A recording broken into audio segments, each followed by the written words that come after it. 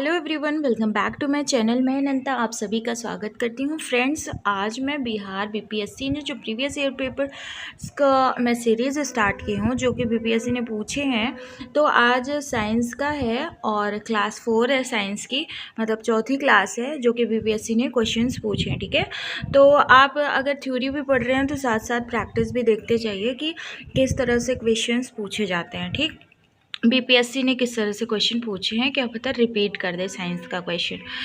अब इसमें पहला क्वेश्चन है कि जो वॉशिंग मशीन होती है घरों में, वो कौन से प्रिंसिपल, कौन से सिद्धांत पे चलती है, किस वजह से जो उसमें कपड़े होते हैं साफ़ हो जाते हैं। तो सेंट्रीफ्यूगेशन फोर्स के कारण साफ़ होते हैं। सेंट्रीफ्यूगेशन फोर्स का मतलब होता है केंद्र से बाहर की ओर, केंद्र से बाहर की ओर जो फोर्स लगता है उसे सेंट्रीफ्यूगेशन फोर्स कहते हैं। सेंट्रीफ्यूगल फोर्स भी कहीं कहीं कहते हैं। ठीक है, फ्यूगल और फ्यूगेशन बात एक ही हो गई।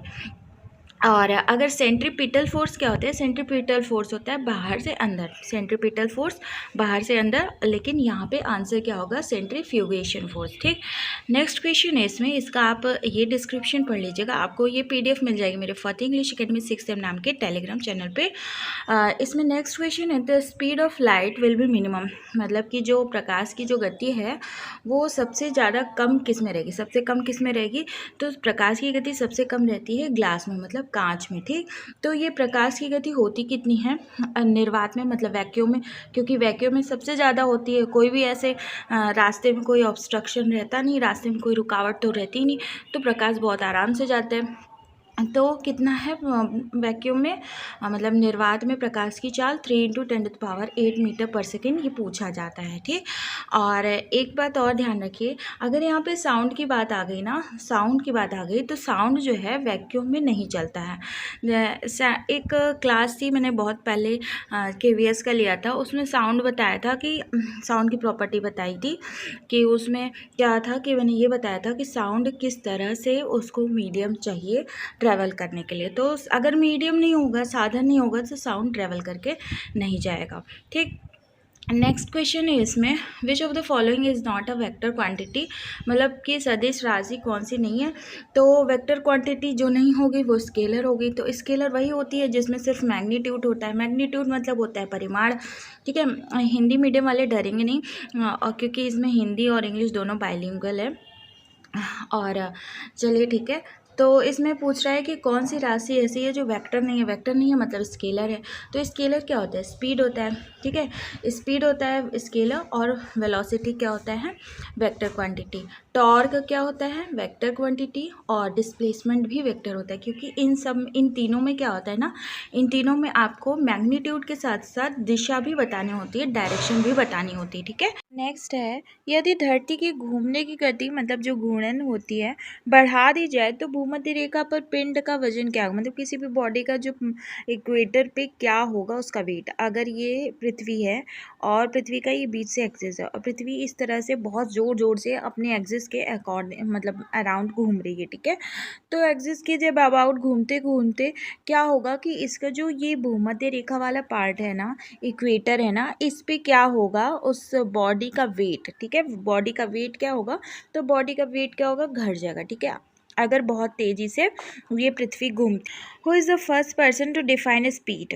फ्रेंड्स, ये सारे क्वेश्चन ना बहुत इंपॉर्टेंट है, क्योंकि बीबीएससी ने ये सारे क्वेश्चन पूछे हैं, और अगर आप रिवाइज करके जाएंगे तो मे बी रिपीट कर जाए। ठीक, फर्स्ट पर्सन कौन है जिन्होंने स्पीड को डिफाइन किया था, मतलब गति को परिभाषित किया था। तो गति का नियम सबसे पहले गैलीलियो ने दिया था, और वही लॉ ऑफ इनर्शिया दिया था। लॉ ऑफ इनर्शिया का मतलब होता है कि जब कोई बॉडी अगर रेस्ट में है, मतलब विराम की अवस्था में है, तो वो तब तक हिलेगी नहीं, तब तक नहीं हिलेगी जब तक उसको कोई उस पर बल ना लगाए, कोई उस पर फोर्स ना लगाए। ठीक है, और कोई बॉडी अगर मूव कर रही है, या तो उसकी स्पीड कम हो या फिर बंद हो मूव करना, तब तक नहीं होगा जब तक उस पर कोई फोर्स नहीं लगता। तो इसी को नियम को दिया है आपके गैलीलियो ने। ठीक है, अब नेक्स्ट है इसमें किस नियम के अनुसार समान ताप और दाब पर सभी गैसों के निश्चित आयतन में अणुओं के समान संख्या होती है?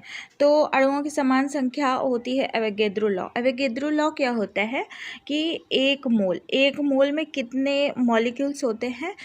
6.023 इंटू 10⁻23 मॉलिक्यूल्स होते हैं। ठीक है, मतलब एक मोल में इतने होते हैं, इतने परमाणुओं की संख्या होती है। कितने? एक मोल में इतने परमाणुओं की संख्या होती है। ठीक, इसको एन से डिनोट करते हैं, इसे ही बोलते हैं एवोगैड्रो नंबर। और नेक्स्ट है इसमें थ्योरी ऑफ रिलेटिविटी, आपेक्षिकता का सिद्धांत इनमें से किस वैज्ञानिक ने प्रस्तुत किया था? तो आपेक्षिकता का सिद्धांत क्या होता है? एल्बर्ट ने, आइंस्टीन ने दिया था। अब इसमें क्या, रिलेटिविटी का मतलब ये है कि मान लीजिए अगर आप ट्रेन में हैं तो ट्रेन में आपके साथ कोई इंसान बैठा है, तो वो क्या है, आप भी बैठे हो वो भी बैठा है, दोनों लोग क्या है, एक दूसरे के रिस्पेक्ट में मूव नहीं कर रहे हो। लेकिन बाहर कोई इंसान खड़ा है और ट्रेन चल रही है, तो आप उस इंसान के रिस्पेक्ट में, उस इंसान के सापेक्ष में मूव कर रहे हैं, मतलब कि गति कर रहे हैं। ठीक है, तो इसे ही बोलते हैं थ्योरी ऑफ रिलेटिविटी। तो इतना थोड़ा सा इसमें एक्सप्लेन किया गया है, बाकी आगे आप देख लीजिएगा। Due to temperature variation along conductor, potential variation occurs along it, this phenomenon is known as, मतलब एक संवाहक के तापक्रम परिवर्तन के कारण इसमें विभव परिवर्तन, विभव मतलब पोटेंशियल परिवर्तन होता है।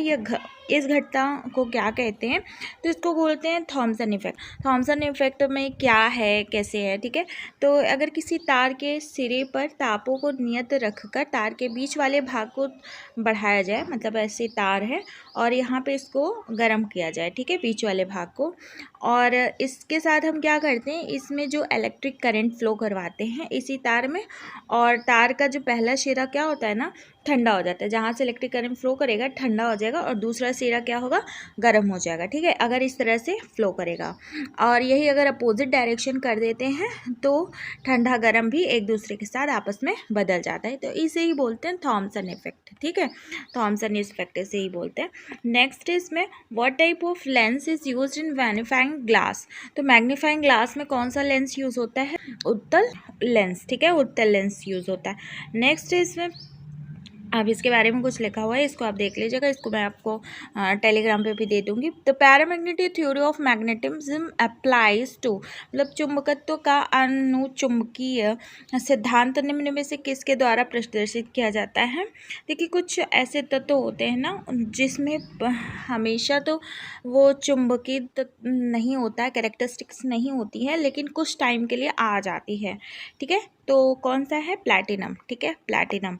और इसमें कुछ ऐसे पदार्थ हैं, जैसे कुछ अनुचुंबकीय पदार्थ जैसे platinum, sodium, calcium, aluminium, oxygen, इस तरह से। ठीक, नेक्स्ट इसमें the nuclei of an atom consist of, तो न्यूक्लियस जो होता है वो किससे कंसिस्ट होता है?